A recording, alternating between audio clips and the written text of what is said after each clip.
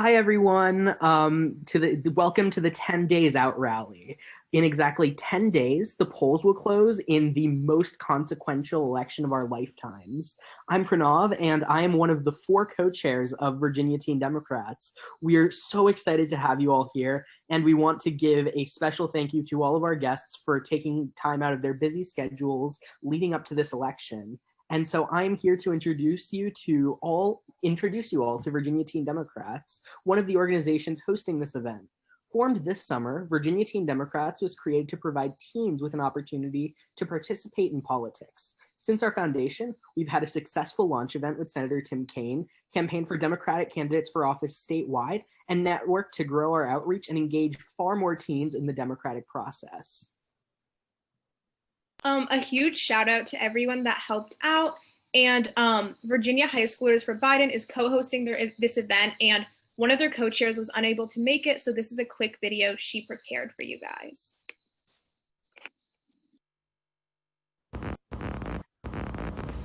Hi everyone, my name is Isabel Britton. I'm one of the two co-chairs of Virginia High Schoolers for Biden, and I'm so sorry that I can't be there. Actually, with everyone today, I have an event for my school. But Virginia High Schoolers for Biden is an entirely youth-led organization that is a branch of the National Students for Biden group. We have a goal of mobilizing young people in support of Joe Biden and Democrats down the ballot so that we can elect the change we want to see this November. We have led events with speakers, participated in phone banking, and other get-out-the-vote tactics. We are so honored to be here today among such an incredible group of leaders, and we are ready for a blue wave this November. Please stay tuned for later in the rally when our amazing digital director, Paul David, explains how to join us and how to get involved. Thank you.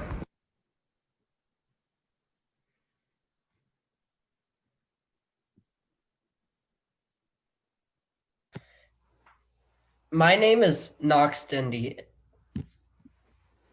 and I am the Piedmont Regional Chair for Virginia Teen Democrats.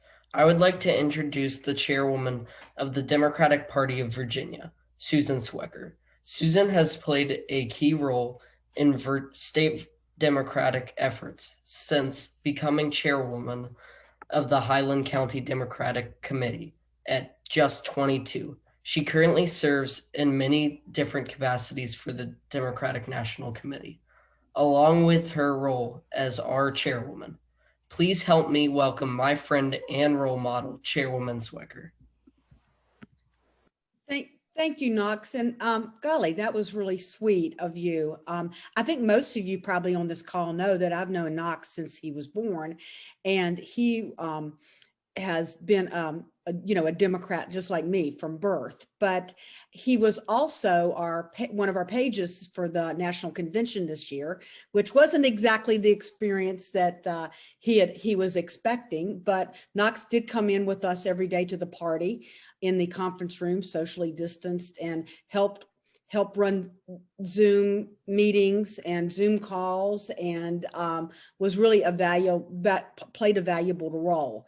And I can say from, Knox, you, but all the co-chairs, each and every one of you, I am so excited about this Virginia Teens Club and the Virginia Teens for Joe Biden.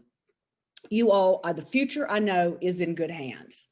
And we have really enjoyed these last months working with you, getting to know you, and looking forward to that continuing. But I'm just so proud of what you're doing and how you have stepped up in this, like we said, the most consequential election of our lifetime. Democracy is on the ballot, no doubt about it, as well as our standing in the world. So make sure you get your schoolwork done. But in the meantime, in all that spare time, these last 10 days, let's help us get it across the finish line. I just want to talk for a few minutes. Those who were on earlier, we were chatting a little bit, but Andrew Whitley, our executive director, who you all know, and I took the first road trip in the Virginia Dems van this week. We went overnight, a couple overnights, and started out with early vote stuff in Albemarle, Charlottesville, headed west to Harrisonburg and over to Highland County, and then down, that rural, Nick Betts knows about that, rural 220. And we're a little worried, about how we'd be received. And I'm from there, as you know, I have a house in Highland, I vote there, but also just, that area. And I agree with what Nick said earlier. There were a lot of Trump signs the last time, but boy, there were not that many. And then we've had some really good outreach and visibility, and it was just really fun and made you feel good to drive through Covington and see all of our Democratic signs, and then go to down to Montgomery County and up to Roanoke this morning. And we had this and I wish Nick had been there, but we had your stuff and the people were asking for it too. But we had, it's like this big garage thing in downtown Roanoke, and they open the doors and Democratic committee works out of that. And we're handing out it was handout yard signs and bumper stickers day. And people were just like driving by and honking and then pulling back and, stopping and said, can I have one? And it just makes you feel so good. And then we wound up in Lexington and had, despite the fact that the Trump train rally came through beeping their horns, was really a good time. And so I think that, enthusiasm, just like Congressman Scott said, they had a great Souls to the Polls, Get Out the Vote rally today in Chesapeake. It's the enthusiasm and the energy and the excitement and the intensity couldn't be any higher. I was happy to be out on the road. It's the 5th year in a row that I've said, the leaves are turning the color of Donald Trump's hair. I hope I never have to say that again. Maybe after this, I can say the leaves are turning the color of his orange jumpsuit that he's going to have to wear when he goes to jail. But it was really great to get out on the campaign trail. So I'm going to just stop with that. I do want to specifically also thank all of you all. I know we had a training call the other night for the Young Dems for helping us with the absentee cure process and making those calls and helping us with that. Because again, that's where, and Delegate Carroll Foy is part of that, elections have consequences. And by winning the trifecta, we were able to enact new progressive reforms to make voting easy and accessible. And one of the things now is, you have a chance, you get a call and you can come in and you can cure your ballot or tell people over the phone, yeah, I forgot to sign that. That's me. And your vote counts. That was just one of the many new reforms we have this year. So I'll leave you with this for the next 10 days. Go to bed every night thinking we're 10 points ahead, get a good night's sleep, wake up in the morning thinking we're 10 points behind, and just get to work. Again, thank you all so much. Thank you so much for your amazing leadership, Chairwoman, and thank you for coming to speak to us today. Hello, everyone. My name is Selena Al-Shahabi, and I'm a co-chair of Virginia Teen Democrats. Right now, I would like to introduce our first speaker for the evening. This is one of my favorite candidates this upcoming election, and all of my friends know I rave about him on a daily basis. Qasim Rashid. Mr. Rashid is a human rights lawyer, an author, and a former candidate for the 28th district, or for the 28th Virginia State Senate district. He's running against Representative Rob Whitman in Virginia's 1st congressional district, which covers the area all the way from Fredericksburg to outside Colonial Williamsburg. Please give a warm welcome to the next congressman from the 1st District, Qasim Rashid. Thank you, Selena, for the very warm welcome. And thank you, President Swecker. I'm going to call you President because it just sounds good, for your amazing leadership. It's good to be in the company of so many of our esteemed leaders in Virginia. I see Congressman Bobby Scott. I see a good friend, Delegate Jennifer Carroll Foy, running for governor. And look, there's not much I can share that y'all haven't already heard, Nicholas Betts. But what I want to focus on really is what these next 10 days represent. These next 10 days are not just about one election. These are a referendum on the kind of country that we want. We have seen over the last 4 years a president who has completely disregarded any realm of decency when it comes to our foreign allies, when it comes to our domestic policy. He has literally tried to ban Muslims. He has separated children from their mothers, and now 545 families cannot be reunited with their children. He has taken a thriving economy and driven it into the dirt. He has looked the other way on this pandemic. It should be a matter of outrage to every single person that now, 9 months after this pandemic began, we are setting records in new infections. These are the deliberate decisions made by policymakers who don't prioritize you, who don't prioritize the American people. The beauty of what we have before us, though, are these next 10 days. We have an opportunity to right these wrongs. We have an opportunity, as Joe Biden says, to build back better. And that's another point I want to emphasize, that this is not just about going back to the way things were, because the way things weren't necessarily that great either. We had 41 million Americans living in poverty. We still had massive wealth and income inequality. We still had 70,000 Americans a year die due to lack of health care. 500,000 a year file for medical bankruptcy.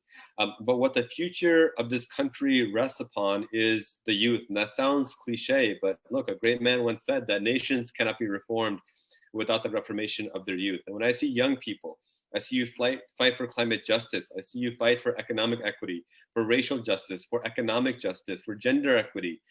I see what this country was supposed to be when we talk about a nation built on the proposition that all people are created equal, with equal justice for all.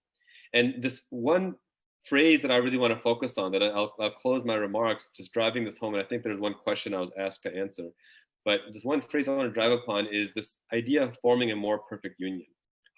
This is, in my view, a dual phrase, because it talks about an affirmation and then an aspiration. It affirms, in my view, the atrocities that this nation has committed. Whether it is the genocide of the Native Americans, or the enslavement of Africans, or the internment of Japanese, or mass incarceration, or separating babies from mothers at the border.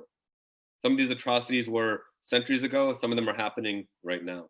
But the second part of this phrase, forming a more perfect union, is aspirational. It aspires, it calls us to be focused on being better today than we were yesterday, being better tomorrow than we are today, should we so choose. And that's the beauty of this. That's what this comes down to, making sure we take an active choice to move forward.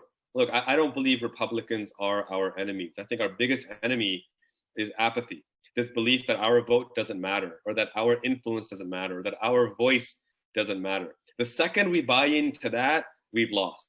But as long as we continue to fight and push forward, we have not only a chance to win and be successful, but truly form that more perfect union. The one question that I think I was asked of that I want to answer really quickly before I give the mic back was, throughout this campaign, I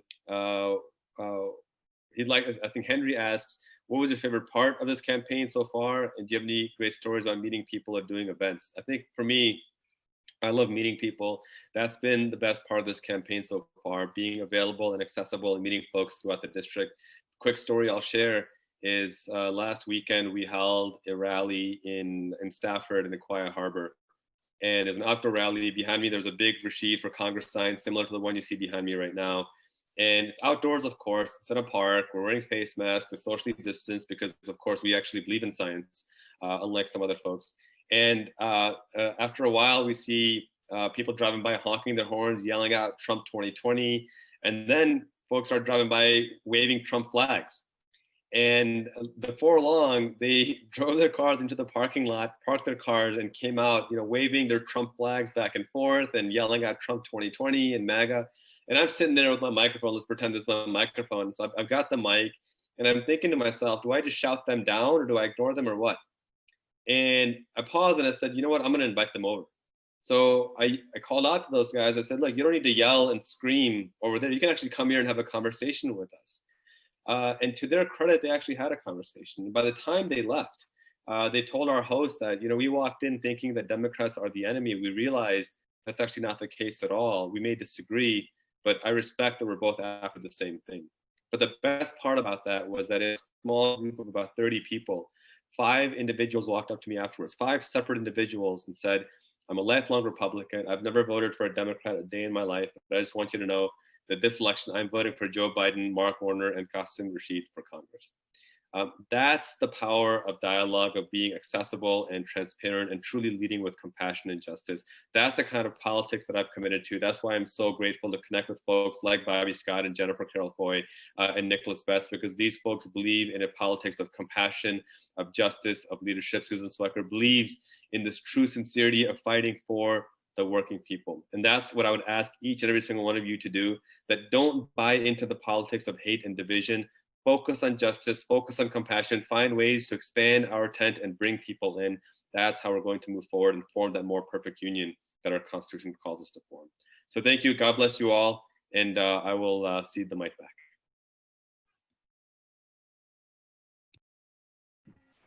All right, thank you, Mr. Rashid. Hi, my name is Abigail Shu, and I'm one of the co-chairs for VATD. Next, I'd like to introduce Chairman Bobby Scott. Chairman Scott represents Virginia's 3rd District, which includes Norfolk, Newport News, and other vital areas in the Chesapeake Bay region. He is the first African American from Virginia elected to Congress since Reconstruction, making him only the 2nd in our state's history, as well as the first person with Filipino ancestry. He hails from Newport News and practiced law prior to his service in Congress, and currently serves as the chair of the House Education and Labor Committee.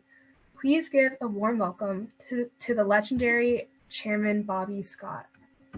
You're doing fine until you start talking about legendary, but it's good to be here. Abigail, thank you for your kind introduction.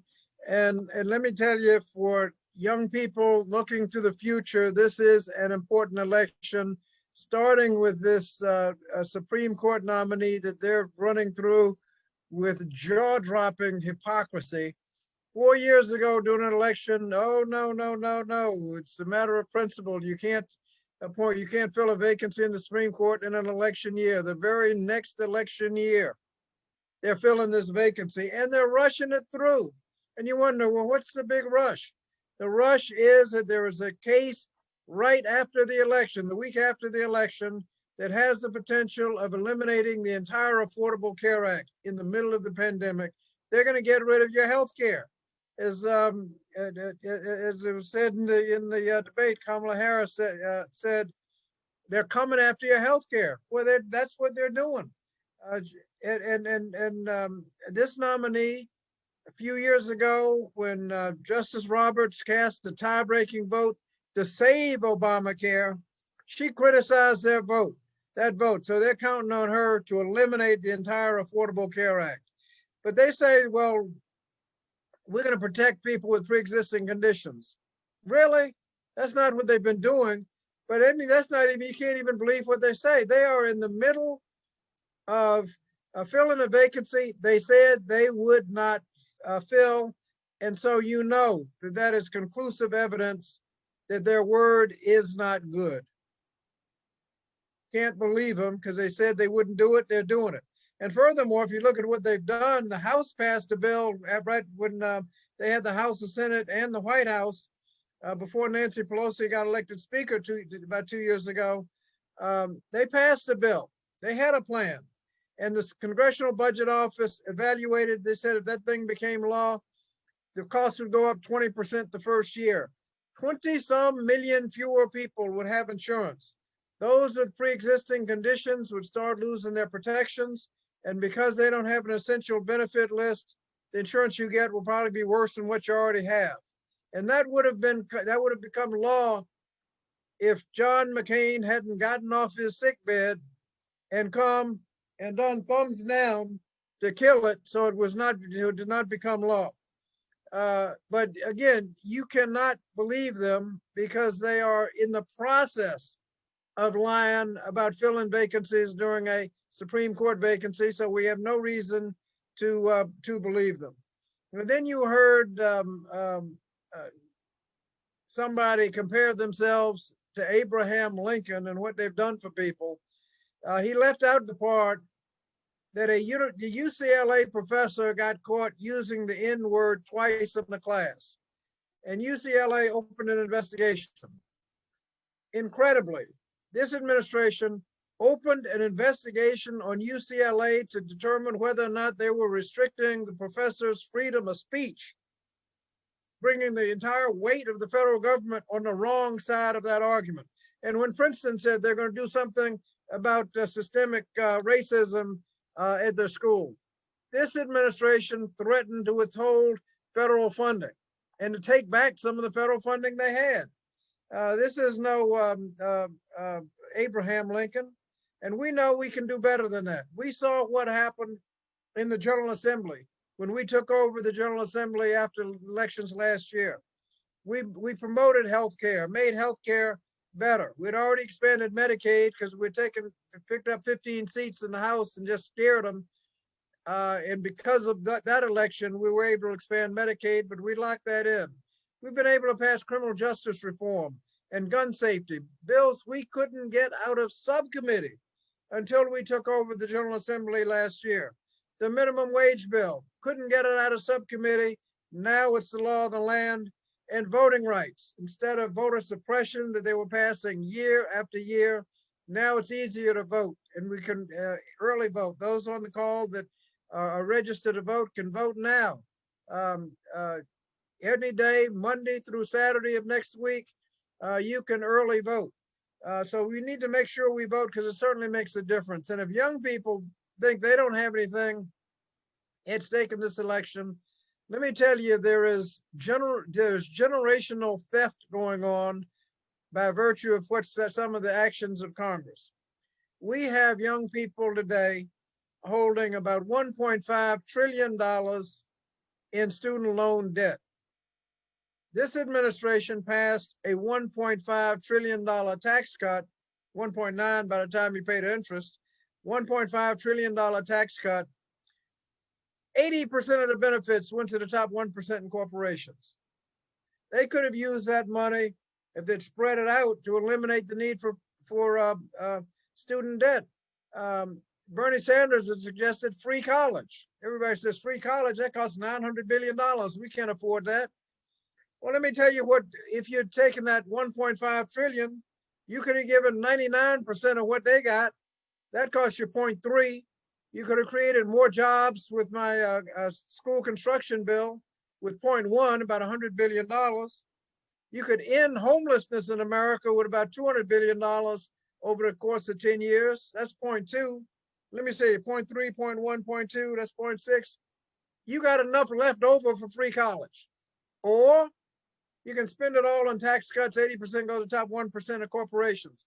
These are the decisions that are being made because these guys don't think young people will vote, old people vote, and if you steal the money and give it in tax cuts to old people, they'll get away with it because young people aren't voting. And that's 1.5.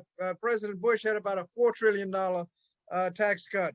But we need to make sure that people actually vote to make sure that as decisions are made, we look to the future.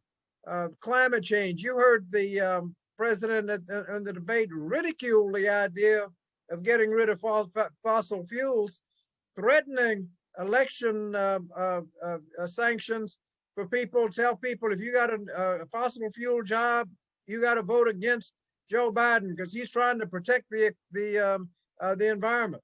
Well, yeah, he's trying to protect the environment. We have a threat with climate change and sea level rise. And this president has made it clear he's not going to do anything about it, but Joe Biden and Kamala Harris are going to do something about it.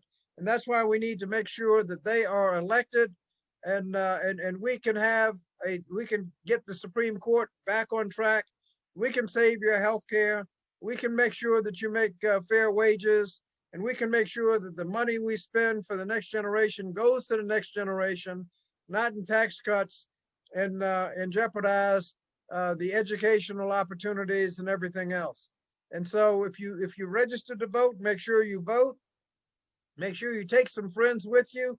And if you're too young to register, that's okay. You can volunteer and make sure, and understand you've been helping people who sent in mail ballots that were defective, and you need to call them to come back in and fix it. That was one of the things that they passed to allow people to correct defective ballots. You can make those phone calls like you've been doing to make sure that people's votes are counted. And if we do what we know how to do in Virginia, we can make a huge difference to make sure that Joe Biden and Kamala Harris and Qasim and Nicholas and Cameron Webb are elected, and we re-elect the congressional delegation, we re-elect Mark Warner, and so on election night we have a lot to celebrate because we had a tough 4 years, and we can correct it between now and November 3rd. So it's a pleasure to be with you, and look forward to, if there are any questions, I'm happy to answer questions, but I look forward to a celebration on November 3rd and a real celebration on January 20th when we swear in Joe Biden and Kamala Harris as our next president and vice president of the United States. Thank you. Thank you, Congressman Scott. So I'd just like to ask you a quick question. So hello, Chairman. I am Adam Rizzoli, the Digital Director here at Virginia Teen Democrats. Since you are chairman of a congressional committee, you've had to work with Republicans and the Trump administration over the past 4 years. With this in mind, how would President Biden and Democratic Congress work to change Washington after we have our celebration in January? Well, the first thing they'll do would be to promote public education rather than private education. This administration has no interest in public education. They have no interest in helping people afford a college education. They haven't lifted a finger on making college more affordable. But the General Assembly is working on that now, and I see Jennifer Carroll Foy on the call. But we can do a lot better. This administration is not even interested in, you're talking about Abraham Lincoln. We had a study that came out a couple of years ago that showed that the public schools today are as segregated as they were in the 1960s and getting more segregated. And so President Obama had a little $12 million national program where localities that wanted to voluntarily help desegregate the schools would have the technical assistance to be able to do it. They needed that because this conservative Supreme Court on a series of 5-4 votes found in Louisville, Kentucky and Seattle, Washington, voluntary school integration plans were unconstitutional. Now, they said you could do it, you just got to do it right. That's so if you get the technical assistance, you can have effective plans that can withstand constitutional challenge. Okay, they went out, and this administration came in and they canceled the program before any money went out. I mean, that's what the kind of stuff they're doing.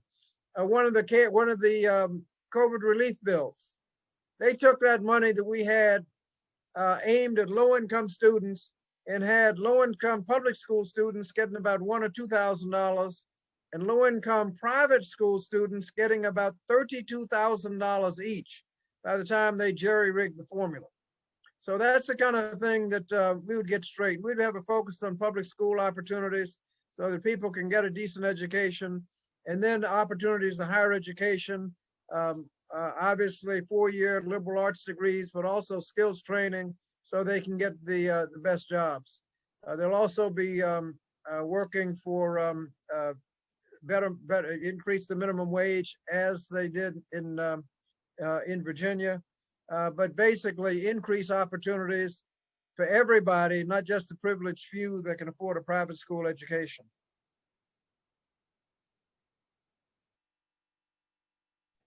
Thanks, Chairman Scott. I'm Michelle Wynn, the Tidewater Regional Chair for Virginia Teen Democrats. Our next guest is Virginia Delegate Jennifer Carroll Foy. Elected in 2017 to the 2nd District, she represents Prince William and Stafford counties. A graduate from Virginia Military Institute, she was part of the 3rd ever class of female VMI cadets to graduate. She has a degree in law and is a criminal defense attorney in Northern Virginia when she's not serving in her delegate role. Currently, she's on the committees of Public Safety, Finance, and Courts of Justice in the House of Delegates. Please welcome Delegate Jennifer Carroll Foy. Hi everyone, and thank you so much, Virginia Teen Democrats, for inviting me to be here. I'm so excited to be here with just 10 days left. I am Delegate Jennifer Carroll Foy, and yes, I represent Prince William and Stafford, and I'm also running for governor here in Virginia.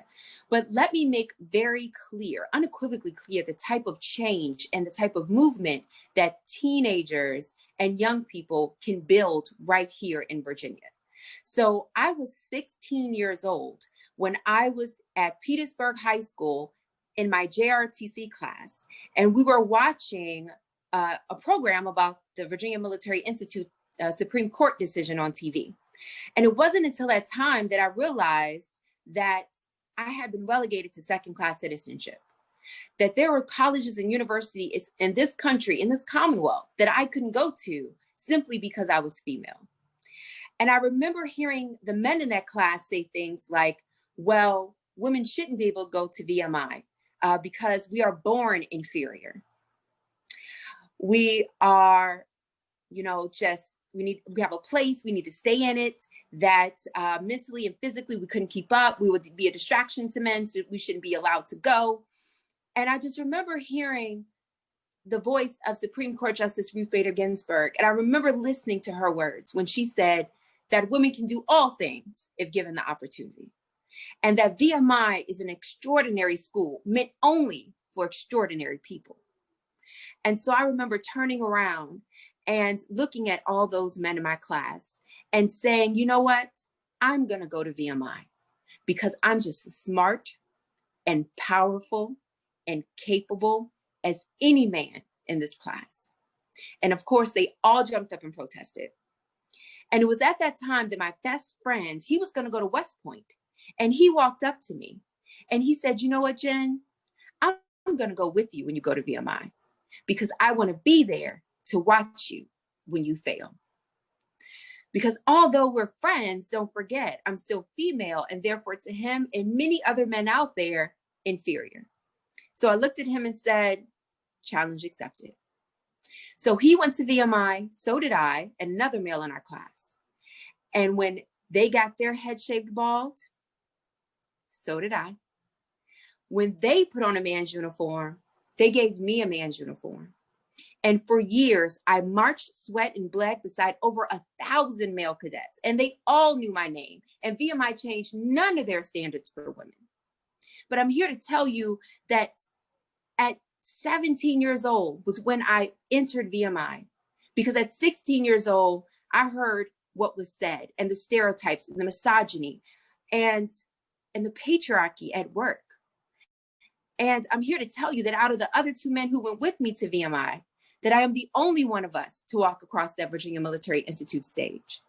So when I tell you that young people are building movements, that we are making things happen, we are picking up the ball that's been dropped by previous generations, whether it's common sense gun safety legislation, whether it's LGBTQ plus protections, no matter what it is, young people are showing up and showing out in fantastic ways. And I am so excited to see what you all do. And this is just 10 days so we can have a Biden-Harris administration. Because if we are going to reclaim our voice and restore our democracy, it is a must.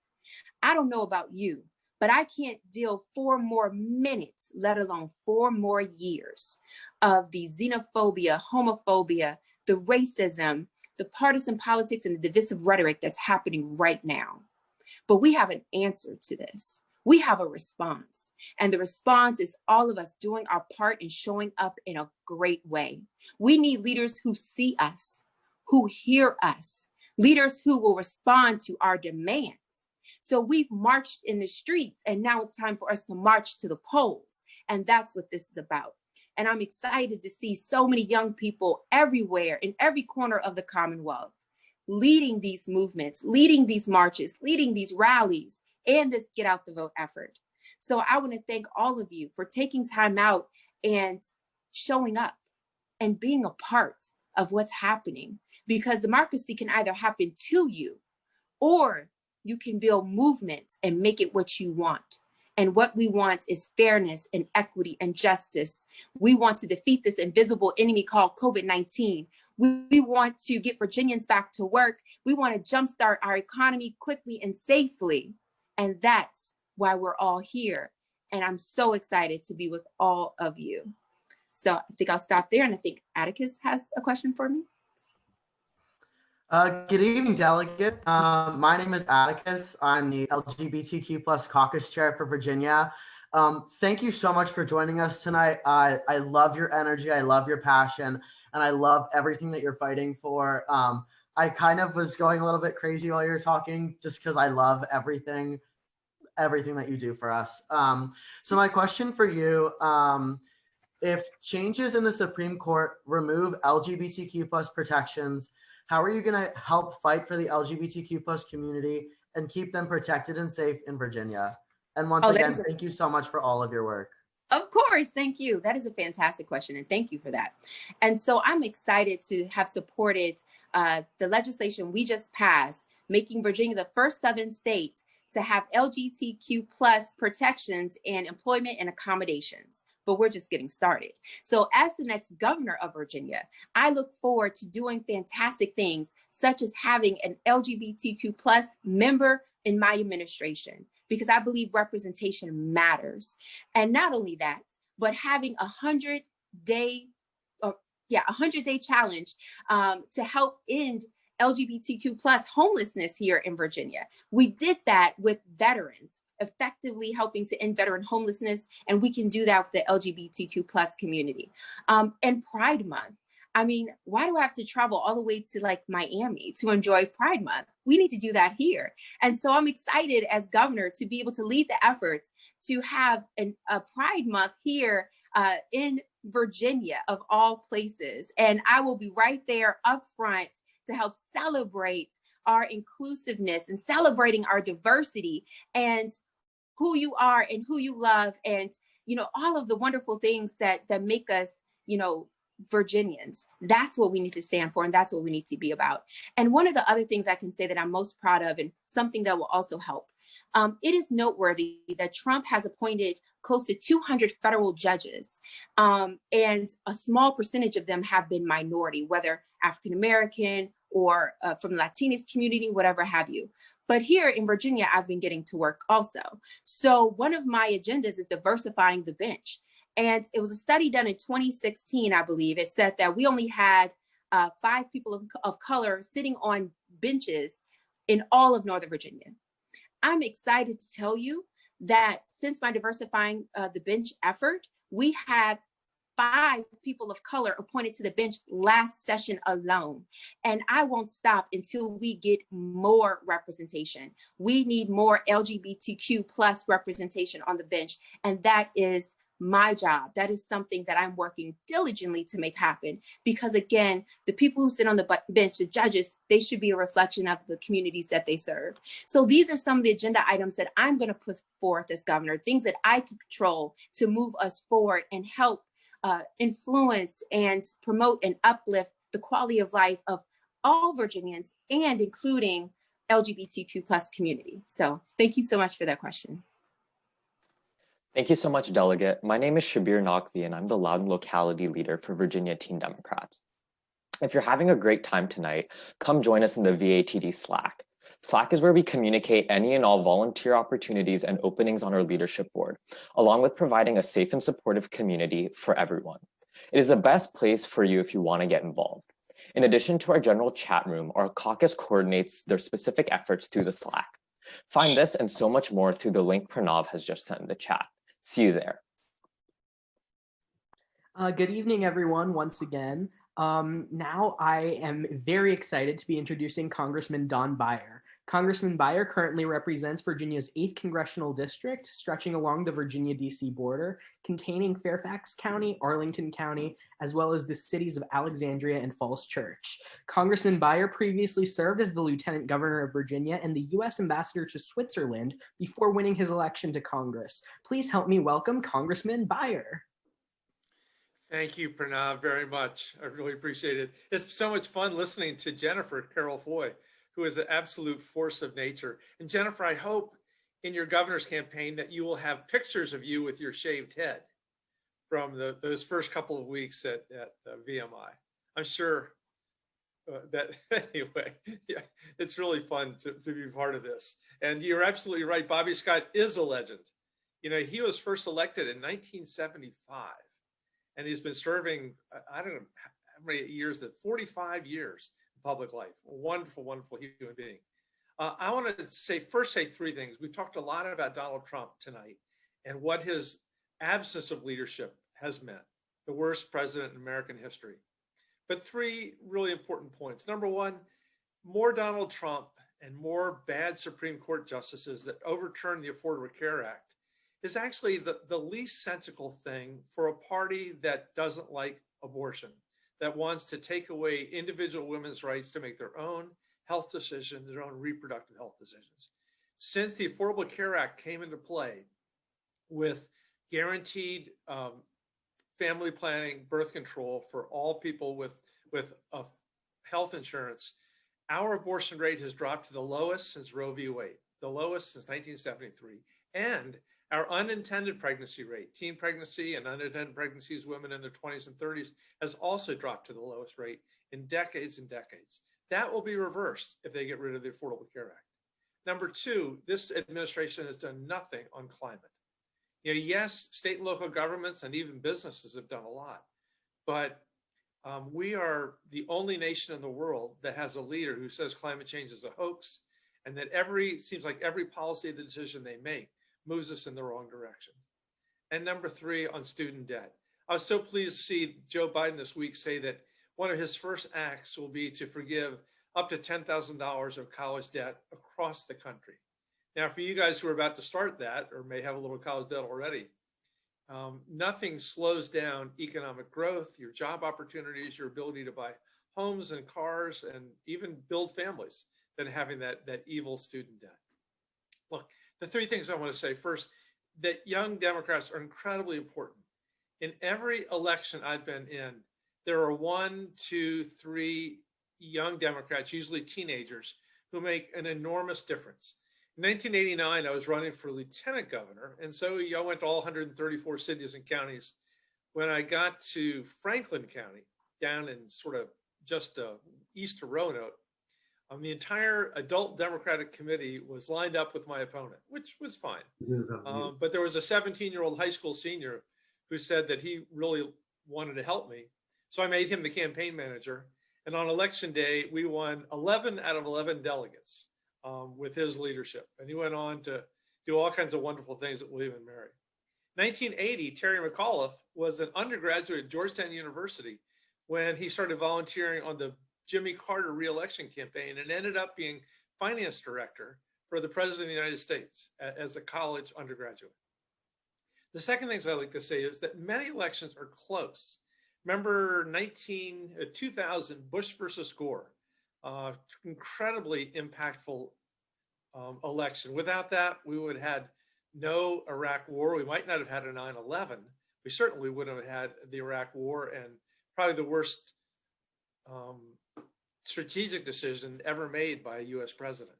And that was a vote that was almost too close to call. Statistically, you could have recounted that thing 12 times, and 6 times Bush would have won, 6 times Gore would have won.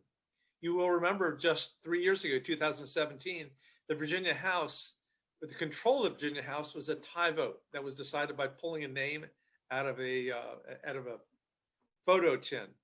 And then in 2005, Creed Deeds lost the Attorney General's race by 331 votes. That's like an eighth of a vote per precinct in Virginia. And but for that, we wouldn't have had Bob McDonnell, our Republican governor. So every vote counts. And there are many, many, many, many more examples. The final thing I'd say is that campaigns are handmade things. If you do the work, you get the results. It's the classic case of you reap what you sow.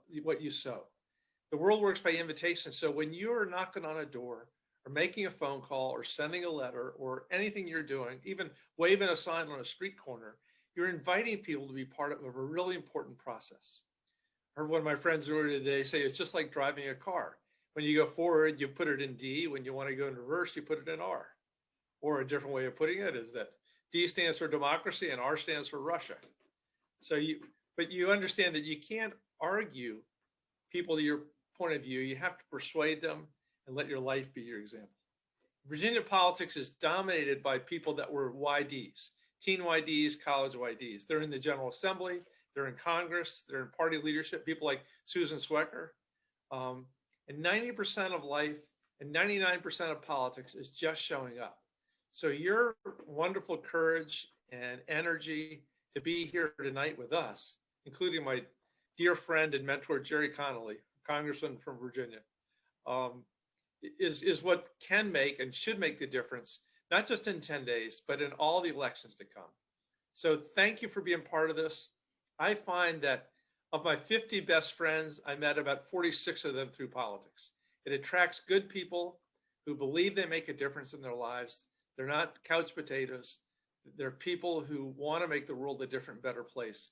And I'm grateful that you're part of this, but I'm also think that you should congratulate yourself on being willing to be part of the most important thing that goes on in our lives. And with that, I yield to any questions that there might have and look forward to listening to the rest. Sarah? Hello, Congressman. Thank you so much for those words. My name is Sarah Diebendorf, and I'm the VATD Recording Secretary, and I'm also a senior at T.C. Williams High School, which is in your district. Yeah. And over the past couple weeks, you've become a champion for the post office as the Trump administration continually tries to undermine and suppress it. I was wondering if you could speak to the recent events surrounding the post office and vote by mail, and how not only you have helped, but we as teenagers can help too. Yeah, well, first of all, I want to acknowledge that Congressman Connolly, who will be on soon, is the leader on postal service in the Congress. I think he chairs the subcommittee that does that. But we've been working really closely with our postmasters in the 8th Congressional District, because what Louis DeJoy has done and what that Postal Service Board of Governors has done is just absolutely wrong, immoral, probably illegal. And we're doing everything we can in Congress to reverse it, including very successful court cases that say, put back the machines you've taken out, put back the boxes you've taken away, and probably most importantly, stop limiting overtime. To make sure that the postal delivery folks, who I think really want to do a good job, don't handicap them from making sure that all the ballots get delivered to the homes. And then once they're mailed, they get delivered back to the electoral college places. Virginia, I think we're at 1.3, 1.4 people that have already voted early. And I expect a really wonderful return. But you have to worry about other places, Pennsylvania, Michigan, where the things may not be working nearly as well. I'm very optimistic for the long run. We're going to get rid of Donald Trump. We're going to get some good leadership in the post office. But in the short run, each one of us is going to have to make sure that we help people vote early. They get there on election day. And if they're doing a mail-in ballot, that they send it in as soon as they possibly can. Thank you, Sarah, for the question. Thank you so much, Congressman. My name is Lila. I'm the Appalachian Regional Chair of Virginia Teen Democrats. Our next speaker tonight is Congressman Gerry Connolly of Virginia's 11th House District, which represents parts of Fairfax County, the city of Fairfax, and Prince William County. Congressman Connolly has represented the 11th House District for the past 12 years. Before, he served as chairman of the Board of Supervisors in Fairfax County, and he's renowned for his work with economic development for Northern Virginia, advocating for nonprofits, and his service within innumerable committees and caucuses. Please give a warm welcome to the wonderful Congressman Connolly. Thank you. Can you see and hear me? There we go. Well, thank you so much. And it's great to be following my good friend Don Beyer, who's a leading light on so much, but also heads the all-important Joint Economic Committee in the United States Congress. So he's looking at economic performance, he's looking at jobs, he's looking at other factors, especially those that have been affected by the pandemic. And it's just a real key role, and he's provided some real wonderful visionary leadership and insight. So Don, if you're still on, thank you so much for your leadership. It's great to be with you all tonight. And I am so glad to be introduced by somebody from Appalachia or Appalachia, because that's where we need more Democrats. We also, we need more Democrats everywhere, but we're hurting in Appalachia. And so it's great to have somebody who hopefully can start to plant the seeds to turn that around. I think political activism has to begin early and become a lifelong habit. because life is politics, right? I mean, there's really nothing we do. You know, you could be at your house of worship. There are politics involved in that. You can be on the job. I guarantee you that you'll experience politics. In your own schools, you experience politics between teachers, between students and teachers, with the, you know, the administration, with the school board, whatever it may be. It's all about a political dynamic. I don't mean always Democrat and Republican, but life is about that political process. And, you know, get involved is my advice. And all of you are, but make it a lifelong habit. This year, getting involved could be the most consequential act you will have taken in your life, because this election is so consequential. It's so important. You know, we have somebody in the White House who shouldn't be there. We have somebody in the White House who is not well. I mean that, medically, emotionally, mentally. And he's done enormous damage to the country. He's done enormous damage in our relationships with our partners and even our adversaries overseas. He's done damage to our constitutional form of government in terms of the respect for the different branches of government. He has shown no respect for the rule of law. He's denigrated judges who don't agree with him, and the free press that doesn't always agree with him. Well, that's what a free press is for. So we have to make a change. And we're in 3 crises that really have exposed Trump for the utter con man and non-leader he is. So we're in the worst pandemic, health crisis, in 100 years. Not since the Spanish influenza of 1918 has the world had to shut down and suffered as much from a epidemiological crisis as we are suffering right now. And you know the data as well as I do, but I mean, over 8 million Americans infected, probably a lot more than that. And probably 200, I think the number I saw today was 224,000 dead in America. And that may understate it too. And worldwide, we're past 50 million infected and over 1 million dead. So it's a huge test of our ability to have a robust public health system that works. And we've been exposed for not, falling really short of that standard. And then we have an economic crisis associated with the pandemic. I just saw the statistic today. We are now at the point where 54 million Americans are food insecure, at risk of going hungry because of the pandemic. 54 million.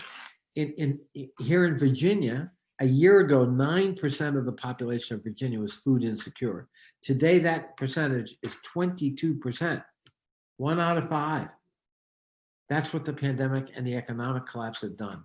12 million Americans at risk of eviction, 19 million Americans at risk of mortgage default and repossession of their homes, 21 million Americans currently unemployed, 50 million Americans who've been unemployed or furloughed at some point during this pandemic. Those are staggering numbers. And that means there are a lot of people hurting. And it affects everything. I was just talking with a friend of mine about a hypothermia program for the homeless to get them in a shelter out of the cold. In the past, we've had churches, but 24 churches, who volunteered to open their church and host the homeless a week at a time so they don't die out in the cold from hypothermia. This year, because so many of the volunteers at these houses of worship are of a certain age, they're very vulnerable to COVID-19, they've decided not to participate in the program. What's going to happen to those homeless individuals? They still need a place to go to in the dark, the 17 weeks of winter, or they risk, dying on the streets. And so social services are afraid. because of the pandemic and because of the economy. And so we Democrats, have fashioned several bills to respond to the need for the unemployed, for the hungry, for providing daycare so people can go to work, providing PPE, personal protective equipment, gloves, hand sanitizers, gowns, and of course masks to protect people in high-risk jobs, including at medical centers, and helping state and localities, helping our school systems.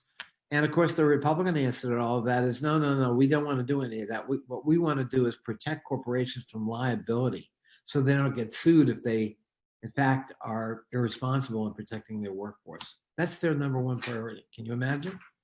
That's the difference between being a Democrat and being a Republican. And then we got a third crisis. And that third crisis is not unrelated to the other two, and that's a racial justice crisis. The murder of George Floyd, killing of Breonna Taylor have really kind of ripped open the racial scabs of America. And we realize we really do have a structural racism problem. And let's start with law enforcement. It's not okay that 1,000 people a year die at the hands of our police. Disproportionate number of whom are people of color.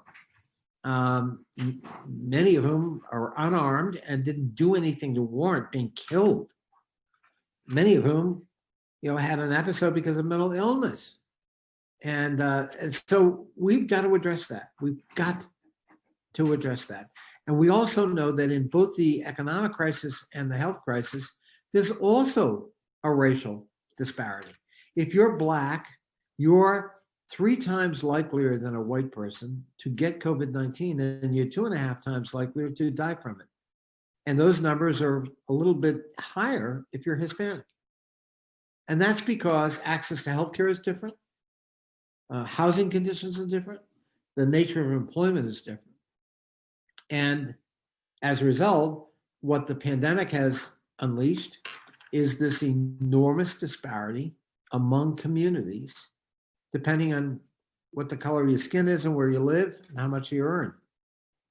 That ought not to be the test of access to public health and indeed any kind of health profile or susceptibility to any kind of vector. So we got a lot of work to do. And let me just end on this note. I'm very hopeful about this election. I believe we're going to win the election. I believe there's a good chance it's going to be a decisive election, which I pray to God it is, so that there's a thorough repudiation of Trump and Trumpism. And we can then take that as a mandate to rebuild, repair, but also to jettison from this platform into transformative change, bold change on so many fronts, right? Immigration, the environment, LGBTQ rights, women's reproductive rights, gun control and gun safety measures, addressing racial inequality and law enforcement in America. And of course, also, frankly, rolling back voter suppression measures and making it a lot easier for Americans to participate in their democracy by exercising that sacred franchise, the right to vote. So I'm hopeful we can do that and that we're going to have a mandate for a progressive, very progressive, transformative agenda. That's certainly what I support, what I hope for. And I believe with your help and your volunteerism, which I hope you make a lifelong habit. Somebody once said volunteering is the rent we pay for the air we breathe. And wherever you end up, even if it's just for a brief period of time in school or military service, or you're transferred somewhere for a job briefly, always get involved. The governor of Connecticut, the first female governor elected in her own right, Ella Grasso, used to say, bloom where you're planted. It's great advice. And so making volunteerism a lifelong habit, like being involved politically and always voting and volunteering and maybe running for office yourself. Those are really important things. And I would echo what my friend Don Beyer told you.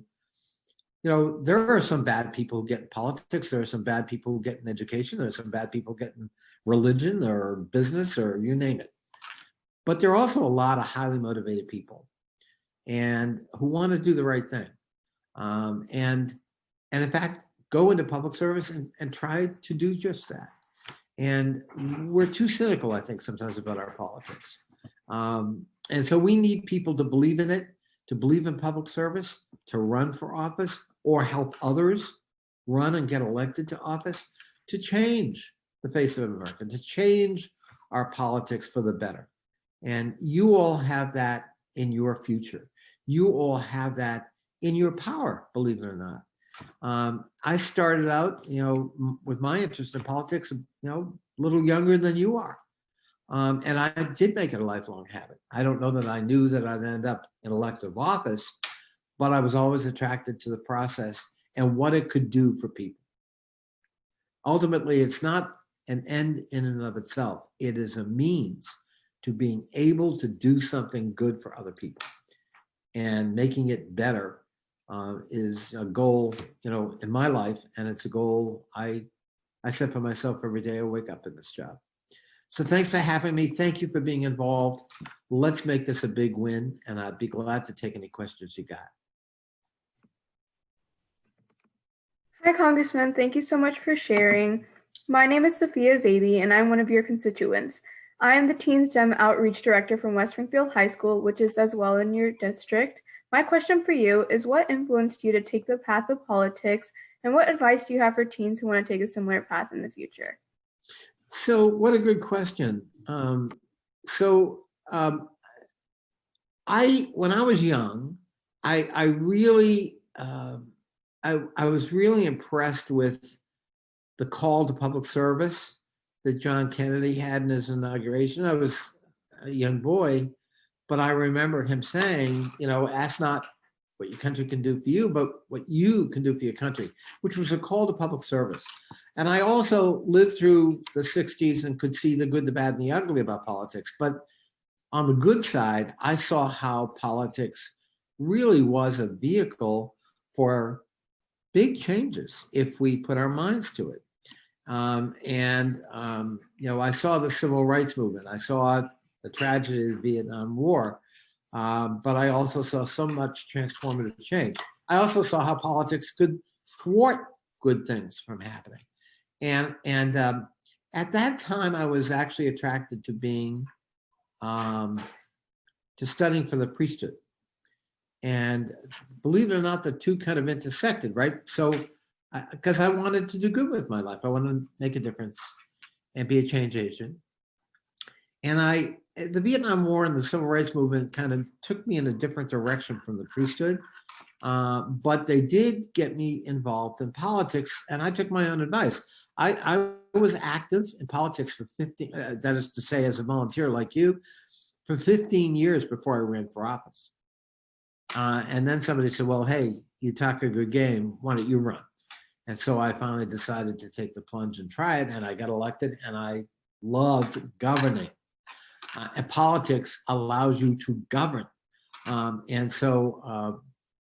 it was kind of that sense of calling to do good and make a difference and lift people up and use your life for that purpose. I know it sounds kind of almost Pollyannish, but that's how I feel. I mean, I really think it's a great privilege to be able to serve and to make a difference. And I was always motivated that way, which is why originally I thought about being in the ministry, right? The priesthood. And to me, then when that was something I decided, maybe not that. Politics kind of worked. And in many ways, there's a pastoral aspect to being an elected official, right? I mean, I can't tell you how many, I've done a lot of weddings. I've married couples. I've done a lot of eulogies at funerals. I've gone to a lot of, sort of secular blessings at the programs or whatever. It's allowed me to get involved in a very large way in the issues of homelessness and affordable housing, healthcare, and tending to the sick. I talked about food insecurity and food banks that I've been very supportive of before. So, I mean, there really is a pastoral aspect to being in politics that is an extension of what I originally wanted to do with my life as a would-be Roman Catholic priest. And the issues of social justice that attracted me originally to the priesthood, very much alive and well in what I do in the political realm. Thank you so much, Congressman. Now I would like to introduce Christina Shepard, the Youth Coalition's Director for Virginia Coordinated Campaign. Thank you. Hey everyone, my name is Christina. I lead the Youth Coalition for the Biden-Harris campaign here in Virginia. I'm so excited to be here because I love the youth vote. 18 to 35-year-olds are the largest voting bloc in the country.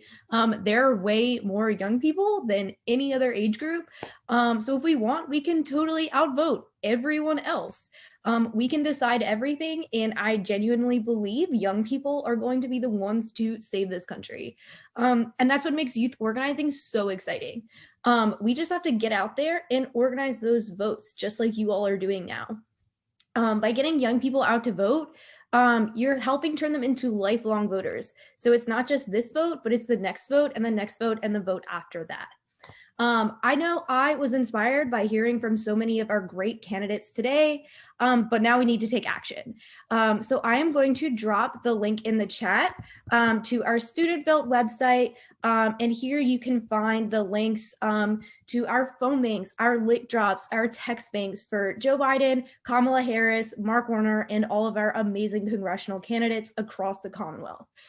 Make sure you sign up for as many opportunities as you can because we only have 10 days left to reach as many voters as we can.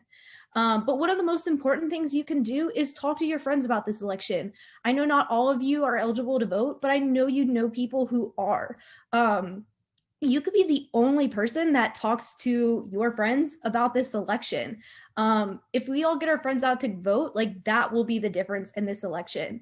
So you can send people to iwillvote.com for all of their voting needs to find their early vote location, their Dropbox locations, their election day polling locations. It's really the one-stop shop for everything. So let's get to work. Click on that link right now so you save it. Sign up for events and we will see you there. Thanks, guys. Thank you, and thank you so much, Christina. It is an honor to work under you on the coordinated campaign. Hi, y'all. I'm Ethan, another co-chair of VATD. It is now my honor to introduce Nicholas Betts. Mr. Betts is running in Virginia's 6th district, which stretches from the outskirts of Roanoke all along the West Virginia border. Mr. Betts is a former teacher, landscaper, and contract manager running against Rep. Ben Klein. Everyone, please show some love for the next congressman from the 6th district, Nicholas Betts. Thank you very much for having me here today. And I want to use the experience that I've gained working in business, working in education, and working in the legal field to help the constituents of the 6th district and folks in the United States of America. You know, the last time the Democrats won the White House, the Senate, and the House of Representatives, the Affordable Care Act was passed, and that was great progress in getting more Americans health insurance. And I think we can do that again. You know, we can get Joe Biden and Kamala Harris elected as president and vice president. We can get Mark Warner reelected, and we can win all these congressional races in a blue wave. I believe that. You know, and once we're able to do that, you know, I really think that we'll see great change. We'll see investment in clean, green, renewable energy source jobs, you know, giving businesses the flexibility to hire workers and research and development in that field. We'll see expansion of broadband infrastructure, you know, which is important, you know, to have high-speed internet to folks throughout the country, because so much of life is conducted on the internet these days, whether it's, you know, school or work or telemedicine or, you know, business. You know, it's all, you know, so much is done over the internet these days, and we need to make that happen. We need to address education, you know, making sure that our K through 12 schools and early child education programs are well funded, and that, you know, I'm sure you all know that smaller classroom size can make a difference, getting more individualized attention from teachers, and, being able to, work with your peers in a smaller classroom setting really helps. In terms of higher education, we need to make sure that we have the career and technical services training programs available, as well as bringing down the cost of higher education, because it's been skyrocketing way higher than the price of inflation. So we need to make sure that we eliminate student loan interest rates, making sure that the federal government shouldn't be profiting off of people seeking to educate themselves. Let's eliminate those student loan interest rates. Let's make sure that we can fund public higher education, and so that we bring down tuition costs, because we really need to make sure that folks have more expendable income when they graduate, so that they can save up for things like houses and cars, which will in turn create jobs and generate economic growth. And we need to make sure that we get folks access to healthcare who don't already have it. I mean, so many, I think this pandemic has shown us that healthcare is a public necessity. As Democrats, I think a lot of us view it as a right, but we're all safer if folks have access to healthcare, and we need to make sure our friends, family, and neighbors get the healthcare that they need.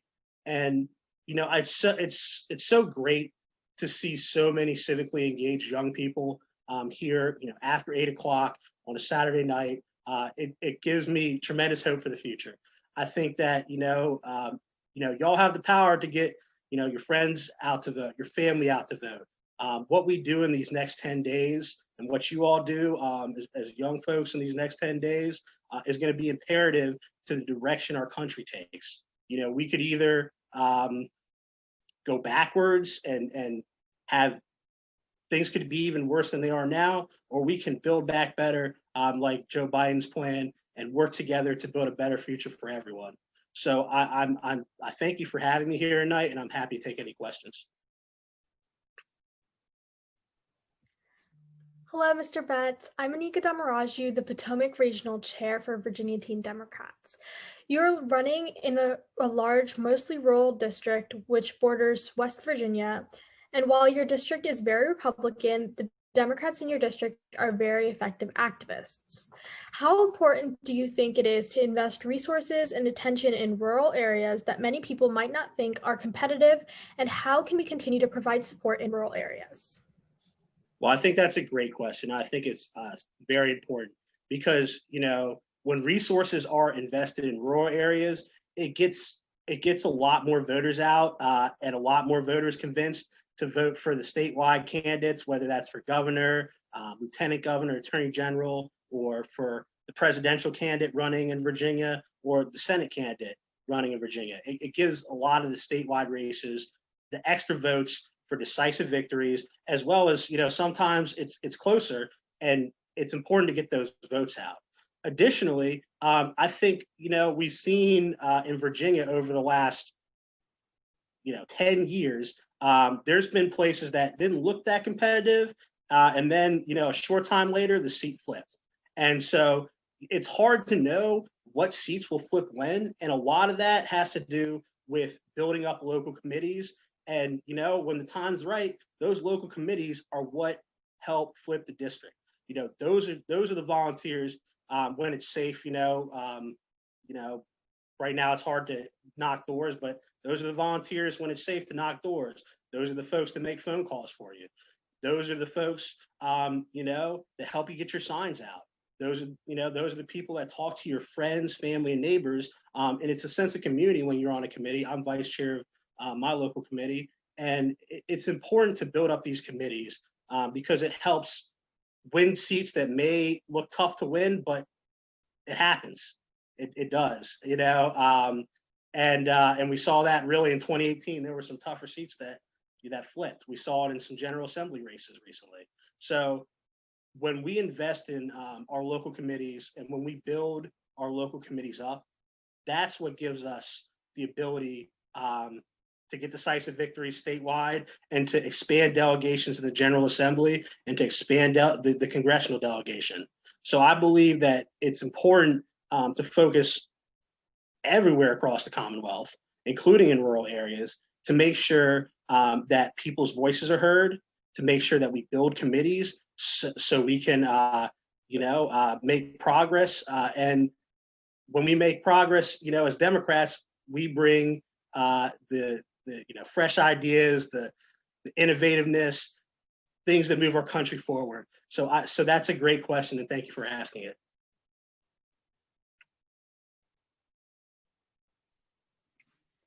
Thank you, Mr. Betts. Hi, everyone. My name is Brooke Smith, and I'm the corresponding secretary for Virginia Teen Democrats. For our final speaker, I'm honored to introduce Congresswoman Abigail Spanberger.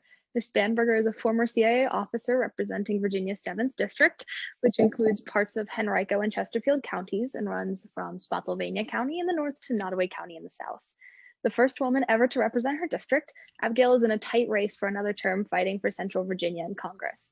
I'm actually an intern on her campaign, though, and after making calls for her all day today, I can say with confidence that she has a strong coalition, many of whom are actually here with us today, working to re-elect her to a well-deserved second term. Please welcome the amazing Congresswoman from the 7th District, Abigail Spanberger. Hello, everyone. It is good to see you, Brooke. Thank you so much for that wonderful and kind introduction. And I want to just start off by echoing everything that Nicholas Betts just said, which is when we build up committees in places where we don't think it's winnable, we are actually able to win things. And I say that as the first Democrat elected in my district since 1968. And just for reference, I was not alive in 1968. And now I represent a district having been elected in 2018. And part of it was building block after building block, a foundation of people who were engaged and focused and cared about the issues. Because really at the end of the day, through political engagement, what we should be doing is bringing people to a conversation that we believe is important. And we should be bringing people to a conversation to talk about the issues that matter to us, that we know matter to our Commonwealth and our country, and talk about the solutions and the ideas and the focus on how we can govern in a way that creates opportunity for everyone. I've heard a couple references to Justice Ruth Bader Ginsburg throughout the day. I've been out and about at different election sites, and my favorite quote of hers is the quote that is very famous, so you likely know it, but it's fight for the things that you care about, but do it in a way that leads others to join you. And what I love about this quote is she was saying we should fight for the things that we care about aggressively and earnestly and fearlessly, but we should ensure that when we do it, we are bringing people to the table. We are building broader coalitions. And across our district, we have a very geographically diverse district. We go straight through the center of Virginia, Culpeper, Orange, Louisa, Goochland, Powhatan, Amelia, Nottoway, all rural communities, Western Spotsylvania. I have the western half of Henrico County and the western half of Chesterfield County, suburban communities predominantly. And across these areas, people care about different things. Broadband internet infrastructure is not such a big issue in the suburbs, but it matters in the rural communities. And what I've been doing and focusing on is ensuring that anytime, and pre-pandemic, people talked about it far less, I was talking about broadband connectivity, because it's not just about ensuring that I'm talking about the issues that matter to the people in the rural counties I represent. Broadband, everybody at a town hall wants to talk about broadband, but it's about ensuring that the neighbors a county over who don't have this worry, who have easy access, do you want Verizon, do you want Comcast, that they recognize the challenges facing their neighbor just in the county over. And when we're talking about issues of racial justice and equity or LGBTQ rights, these are not just issues that impact our Black and brown neighbors or our LGBTQ neighbors. These are issues that impact us all. And so it's important for us to continue the conversations and at times explain, and I'll use the broadband because it's a much more straightforward, explain to the folks in Henrico where I live, just because we have internet easily doesn't mean this doesn't impact you, because the regional economy of our community matters if there's broadband next door. The education that that child is getting a county over matters over here, if it's there or if it's not there. And it's that same principle. It's easy to translate how that matters when we're talking about issues of the economy and investments and bringing business, et cetera. But the same is true for issues of justice. The same is true issues of equity. The same is true for issues of healthcare. And so when you all are engaging in advocacy, I would challenge you to not talk to people who are like-minded, because that's easy. Talk about things that matter with people who might differ, and engage to try and figure out, how do you build that broader coalition? How do you translate why this issue that matters so much here or that matters so much here might matter to other people? And sometimes it's not for the same purposes, you know, and I'll use the broadband internet example again. For a constituent in Goochland County, it matters because they literally can't get their child online to do a virtual school session. Okay, so that's right there. But for me, or for somebody who lives where I live, maybe it should matter that if I wanted to expand a business and have a great workforce, that I can't get people who can work from home and live next door, right? So it's all about trying to think through the lens of other people about what matters. And I'm excited to have the ability to speak with you all today. And I know you've been on Zoom for a while because I'm at the end of the lineup. So I will keep it relatively brief. But now that you've been on a Zoom with a whole bunch of politicians, you recognize that that's a moving target for what that looks like. But I think it's important that, you know, when you focus on why you're engaged in politics, be driven by the passion and the excitement of what it could mean to you. Be driven by the passion and excitement of what you want to see in our community, in our country, and in the world. And be fierce in the belief that we can always do better and be better. But we are stronger when we push ideas forward, when we commit as a community and as a society to do great and bold things, as some of my colleagues have talked about. And part of that is about building those coalitions. Part of that is about being compelling and fearless in the things you believe in a way that others will join you. And so I'm really excited. I was scrolling through all of the backgrounds and the faces of everybody who's here. I'm so excited that you all are committed enough to the pursuit of politics and political engagement, that you're spending the evening with all of us. I'm grateful for the fact that you have clearly amazing organizing skills to be able to herd a bunch of us together onto a Saturday evening. And I really do think it's important to note that, you know, all of the things that we work on Capitol Hill or our counterparts in Richmond, all of it impacts your lives. And so one of the most interesting and challenging things that I heard along the campaign trail when I first started campaigning was people would say, oh, well, no, I'm not very political, or, oh, no, politics is not my thing, or, oh, no, I don't know much about that. And different people would say that, but I also heard it a lot from younger voters, like, oh, I don't really know much about that just yet. And so clearly you all are in a different group because you are willing to be engaged and political and active right now. But I would ask that as you are engaged in your activism and your engagement, recognize that you have such a special role to play, because you can be the ambassadors to your peer groups, the friends who get to say, listen, you don't have to know everything about everything to exercise your right to vote. You just have to know that it's important enough for you to do it, that it's important enough that people, generations of people, risk their lives to be able to vote. And people died trying to help others secure the right to vote, trying to register people to vote. And so the more that you can make sure that your counterparts and other youth across Virginia are excited about what is their right to vote and the value of their voice. Ideally, you all will be part of ensuring that year after year, because in Virginia we have it every year after year, you all ensure that your friends and your classmates and those you will meet throughout your lives become voters who believe that it is important and it is in fact their duty to cast a ballot every single year. Because we can't just do it in presidential elections. We can't just do it when we think, oh my goodness, this is the most critical time. Because it is when we stop paying close attention that things slip away from us a bit. And if anything 2016 was a lot of things, but it was also a wake-up call for so many of us. So I'm grateful that you all didn't need that wake-up call. I'm grateful that you all are engaged. And I am so appreciative of all of the work, all of the volunteerism, and all of the engagement that you do on behalf of our communities, on behalf of the Commonwealth, on behalf of the country, and certainly on behalf of other youth Democrats across Virginia. So thank you so much for having me. And I'm just really grateful to be with you all this evening.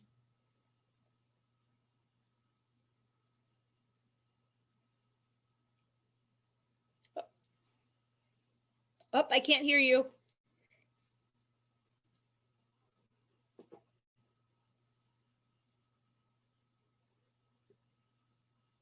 Oh, Darrell, I still can't hear you. I don't know if it's just me.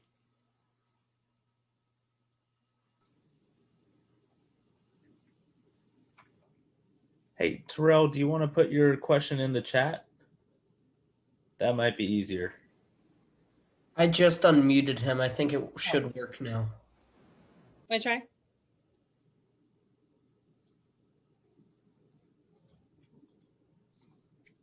I think it might be a technical issue. Terrell, if you want to put your question in the chat and then I can ask it verbally really quickly. So Terrell is amazing. He's our middle school caucus leader, and he really helps us get middle schoolers mobilized. He attends Brookland Middle School in Henrico, and many students, so his question is that many students across the state and county are currently in virtual classes, clouded with lots of confusion on what comes next. His question for you is, what is your plan to help schools recover from the pandemic? Terrell, I'm sorry, your microphone's not working, sweetheart. You are amazing. I know you are amazing. And I look forward to seeing you next time we're out at the polls together. So I have 3 children. Two are in elementary school, one's in middle school. And I know firsthand how difficult this has been for younger students. And it's difficult for students across the board because they're not getting the same sort of educational experience that they should be having. They're not getting the same ability to see their friends and have the social and emotional engagement that comes with school. But for many, many children across our country, school is also a place of stability. School is also a place where they can be themselves. School is also a place where they eat regularly. And so the impact of where we are right now with ongoing school closures or even hybrid openings has had devastating impacts to different degrees for children across the country. And so what we need to be doing, first and foremost, is have a president who understands how absolutely devastating this ongoing pandemic is. Full stop. Because we need leadership out of the White House that will make a national testing plan and strategy and will ensure that we have the ability to test across our communities quickly with quick results and be able to do contact tracing, which is where you identify who you might have been near and who might be impacted, so that our localities can use that information to have schools be open, the economy be open, consumer confidence there. And then when there might be an outbreak brewing, perhaps make tactical changes, close the school for a week or two, and then be able to ensure that the spread does not occur. So first and foremost, we need a president who's going to take this seriously in a way that this president just simply has not. We need to have a president who's going to utilize the Defense Production Act, which is a law that allows for the executive, for the White House, to utilize the full scope and strength of the United States to direct manufacturing or shipments and supply chains, which has been incredibly vital and incredibly absent. And we have a president, and I'll get more solutions oriented. This is not just all negative on the president, but we have to understand what went wrong in order to be able to say what needs to go right. But we can't have a president who says, let's just leave it up to the states. And then we see what we saw in the spring, which is where states were competing with other states for supplies, for testing equipment, for PPE, so personal protective equipment. So from the leadership standpoint, as it comes to White House leadership, we need a president who takes this seriously. That person is Joe Biden. That person who recognizes the need for a plan, the need to plan for the absolute worst, is Joe Biden. He's done it before. The Bush administration, the Obama administration, both took pandemic planning seriously, right? That's not a Democratic issue or a Republican issue until we got to Trump. They both took pandemic planning very, very seriously. There were issues related to swine flu and avian flu and Ebola, and those administrations handled that threat aggressively. So moving into the January timeframe, I look forward to having a president who will actually massively deploy testing, recognize the value, and ensure that our schools and our economy can get open. What we continue to need to be doing right now, Congress has passed 4 relief bills. In those relief bills that we have passed, there's support to schools that came through the states. The CARES Act money has been deployed across Virginia to our different school districts. It's been helpful. Frankly, schools need more because a lot of what's been happening has been updates to HVAC systems, purchases of personal protective equipment, a need to hire, in some cases, additional custodial staff, the need to hire to purchase additional laptops. All of these things have changed what is the types of expenses that our school districts are facing. So schools need additional relief.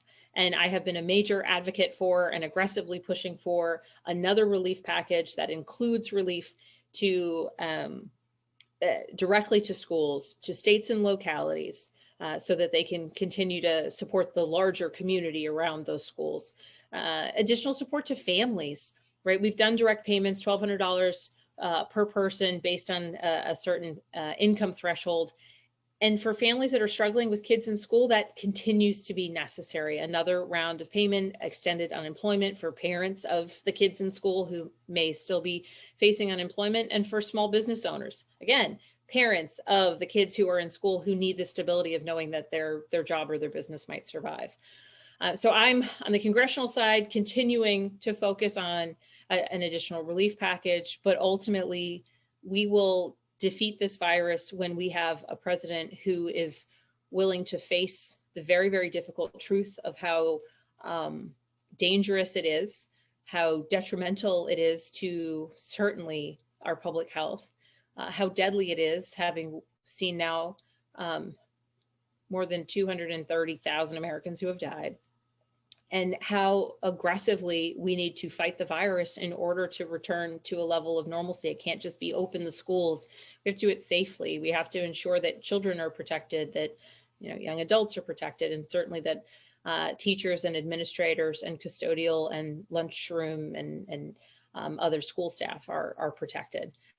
So that's a broad brush of the different buckets, but this is one of the reasons why your work and campaigns are your work in campaigning is so incredibly important, because we're doing, Congress needs to be doing more, and I'm pushing for another relief package, but until we have a change at the very, very top, managing our nation's response,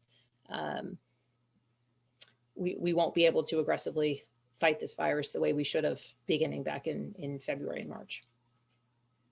Thank you very much, Representative. And thank you so much, Terrell, for creating that question and being an amazing middle school leader. So all right, everyone, as we wrap up, VATD would like to encourage you guys to follow us on social media. All the links are in the chat for our Twitter. Our Twitter is VA18Dems. Our Instagram's also VA18Dems. And especially if you're interested in joining us, visit our website, www.vatd.org. And if you're interested in chartering us, whether that is creating a new club, we'll provide you resources to create a new Democratic club at your school, or even chartering your existing club, fill out the form. That's also in the chat. That's bit.ly/VATD chartering. And one last reminder, make sure to join us on Slack. Our Slack channel is so much fun.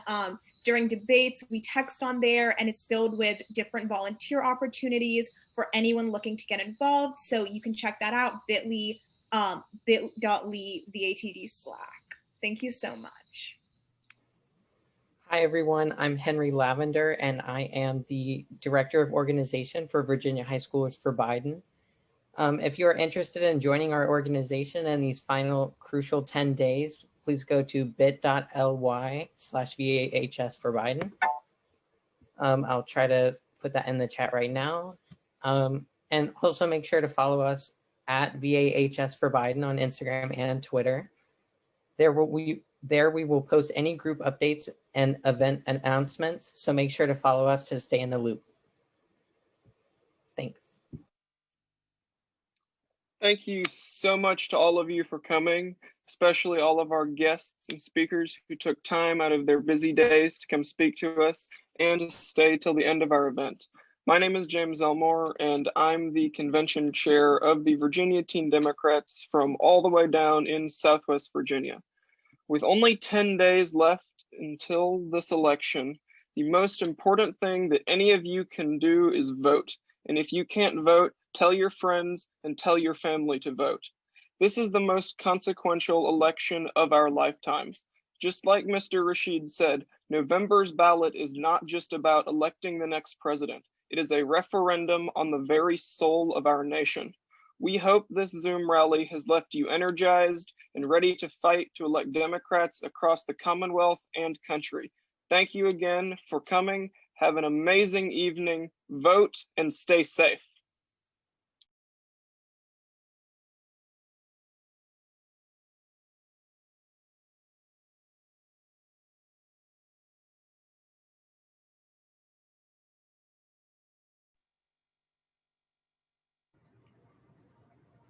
Great job, y'all.